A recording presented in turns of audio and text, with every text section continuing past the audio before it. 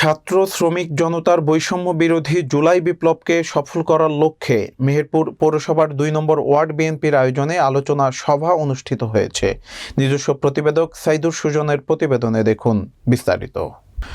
শুক্রবার রাতে পৌর শহরের ২ নম্বর ওয়ার্ড মুখার্জি পাড়ায় এ আলোচনা সভা অনুষ্ঠিত হয়। পৌর বিএনপির সাধারণ সম্পাদক আবু ওবায়দুল্লাহ সেন্টুর সভাপতিত্বে প্রধান অতিথি হিসেবে বক্তব্য রাখেন পৌর বিএনপির সভাপতি জাহাঙ্গীর বিশ্বাস।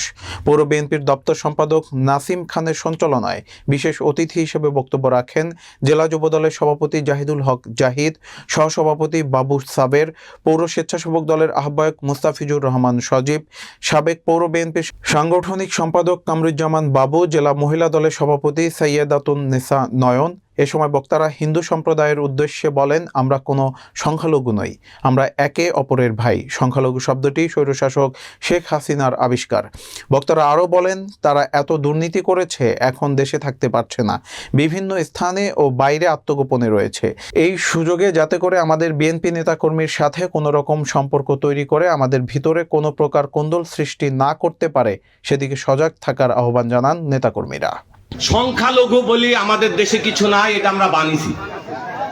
এই মাটির সন্তান, এই বাংলার এই মাটিতে যে হিন্দু হয়ে জন্মগ্রহণ করেছে, যে মুসলমান হয়ে জন্মগ্রহণ করেছে, বৌদ্ধ খ্রিস্টান, সবাই আমরা এই মাটির সন্তান। এই সংখ্যালঘু বলি একটা সম্প্রদায়কে আমরা হীনমন্যতায় ভোগাই, তারা নিজেদেরকে দুর্বল ভাবে। আজকের এই সমাবেশ থেকে আমি বলতে চাই, বাংলাদেশের সংখ্যালঘু বলি কিছু নাই, কেউ হিন্দু কেউ মুসলমান। আমি হিন্দুবাদের উদ্দেশ্যে বলি, কেউ হীনমন্যতায় ভুগবেন না। কোন লোক যদি আপনাদের উপরে গোপনে বা প্রকাশ্যে কোন রকম অত্যাচারের চেষ্টা চালায়, আপনারা আমাদের কাছে জানাবেন, আমরা তার যথোপযুক্ত ব্যবস্থা নেব। আপনারা আমরা যেভাবে বসবাস করি, আপনারা ঠিক সেইভাবেই বসবাস করবেন।